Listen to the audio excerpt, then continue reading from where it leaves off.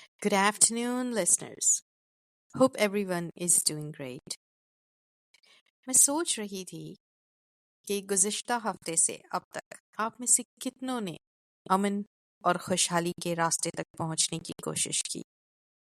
मैं जानती हूँ कि मैंने आपको बहुत सारा होमवर्क दिया था, मगर क्या करूँ, यही एक तरीका है। ढेर सारी मेहनत करनी होगी, क्योंकि हम दुनिया की आर्ज़ी ख्वाहिशों में अमन और असल खुशहाली से बहुत दूर आ गए हैं। आज मैं इसी बारे में कुछ ख्यालात का इजहार करूंगी। अमन और खुशहाली के रास्ते तक पहुंचने के लिए हमें पॉजिटिव रहने की सबसे ज़्यादा ज़रूरत है।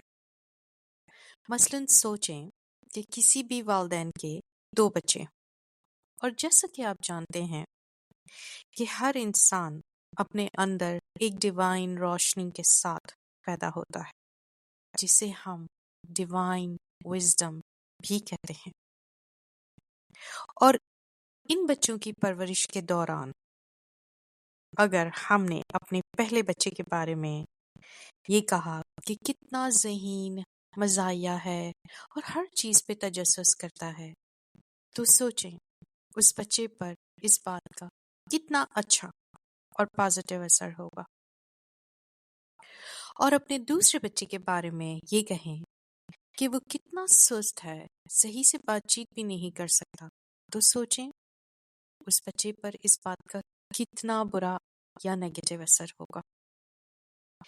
इसी तरह आहिस्ता आहिस्ता जो रोशनी जिसके साथ हम पैदा होते हैं, वो इन नेगेटिव बातों से, सराउंडिंग से और हादसात से आहिस्ता आहिस्ता धीमी हो जाती है।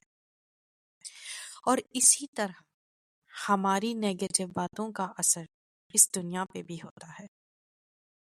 तो अगर हमें इस दुनिया को बदलना है, तो पहले अपने मुल्क को बदलना होगा, अपने शहरों को, अपने गाँव को, अपने अल्टीमेटली घरों को भी बदलना होगा। और याद रहे कि हमें अपनी सोच या नज़रिए को बदलने के लिए कभी भी देर नहीं हुई। हम जब चाहें अपना नज़रिया बदल सकते हैं, क्योंकि हमें इस बात का यकीन है कि डिवाइन यानी ऊपर वाले के लिए तो कोई भी बात नामुमकिन नहीं। हम ये जानते हैं कि इस दुनिया के बनाने वाले ने इस दुनिया को हमारे लिए हमारा घर बनाया है, और वो इस बात की हिफाजत जरूर करेगा। इसीलिए हमें कहीं भी और किसी भी प्लेटफॉर्म पे ये नहीं कहना चाहिए कि अब बहुत देर हो गई है और इस दुनिया का कुछ नहीं हो सकता। तो अब इस पॉडकास्ट के आखिर में मैं आपके लिए एक सवाल छोड़ना चाहूंगी